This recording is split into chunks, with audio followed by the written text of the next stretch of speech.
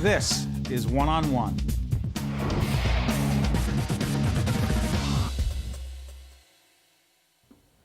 You're looking at the beautiful and smiling, talented face of Melissa Walker, founder and executive director of Jazz House Kids. How you doing? I'm great. Thank you for having me here. Our pleasure. I want to thank our friend Dan McNeil over at the Prudential Foundation for introducing us. That's right. We've got a long history together. I don't want to assume that everyone knows what Jazz House Kids is. What is it? It's a music education arts organization. We're the only community arts organization in New Jersey exclusively dedicated to this great art form. How'd you start it? Well, I'm a performer. I'm a singer. And many years ago, the great station of WBGO asked me to 88.3. Yes, well, they'll be happy to hear that.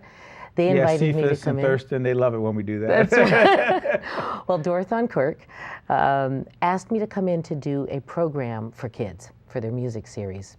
The kids were going to be 2 to 12 years old, and at the time I was singing, working in many festivals and around the country, and internationally. But the idea of singing and doing a program for kids from 2 years old to 12 with their parents, I was terrified. Why?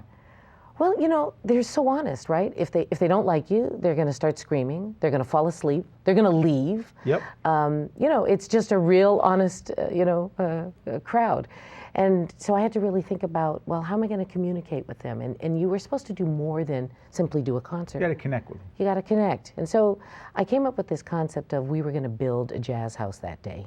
We were going to start in the foundation. I was going to introduce the whole band through this concept of building a house and building a jazz house. And this jazz house is in a neighborhood and in a community and in the world.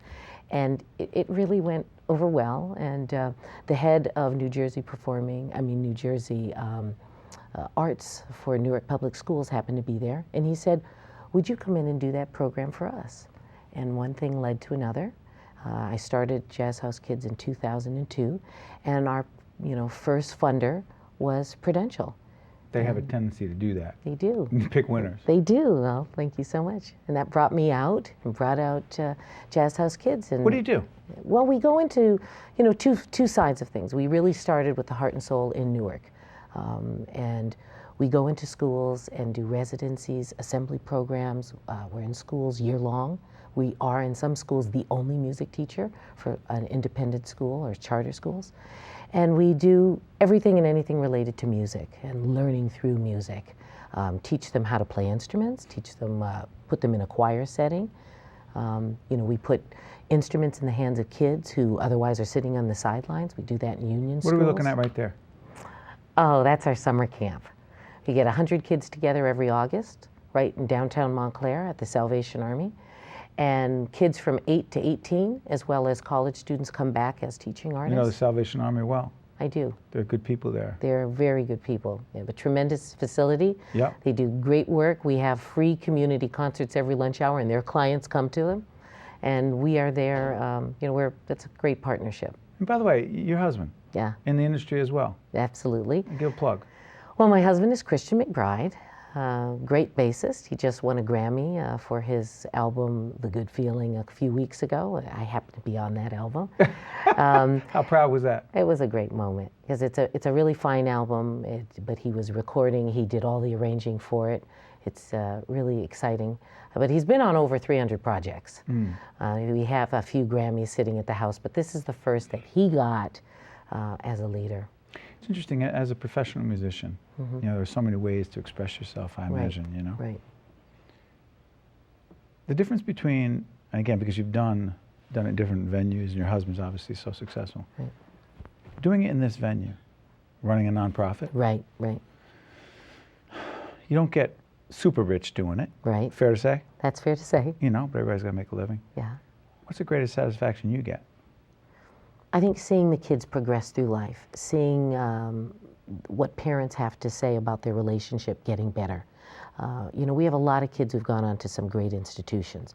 A lot of kids who've just graduated, who the parents would tell you, 3 or 4 years ago, they weren't even talking about college. The first going to college.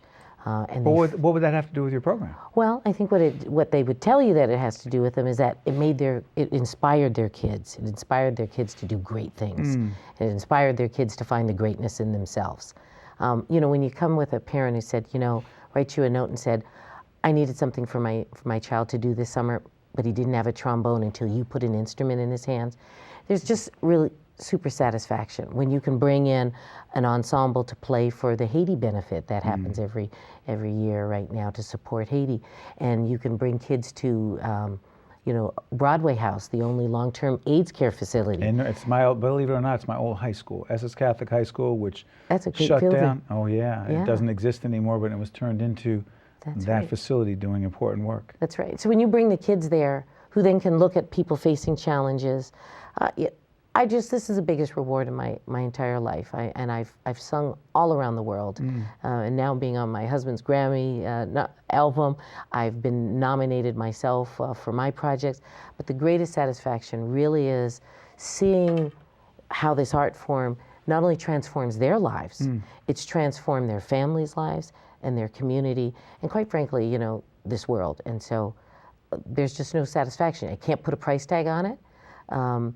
That's the work that I feel is really becoming my lifelong work. Obviously, you're doing important work. Melissa Walker, founder and executive director of Jazz House Kids. Do us a favor.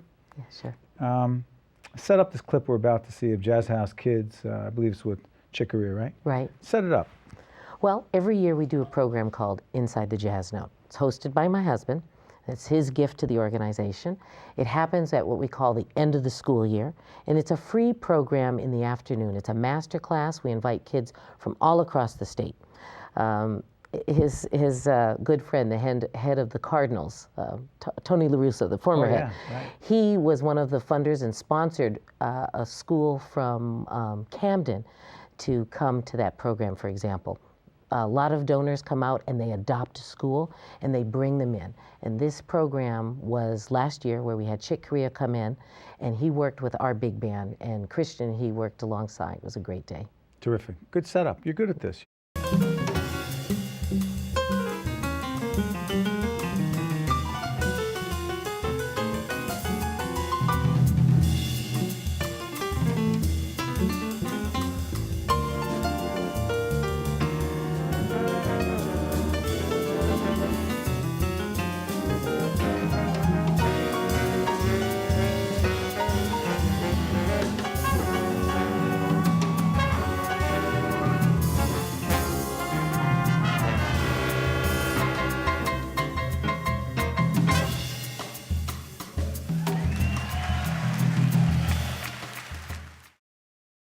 Funding for this edition of One-on-One with Steve Adubato has been provided by Barnabas Health, Qualcare Inc., the law firm of Gibbons PC, Verizon Communications, and by TD Bank. Promotional support provided by The Record, North Jersey's trusted source, and northjersey.com.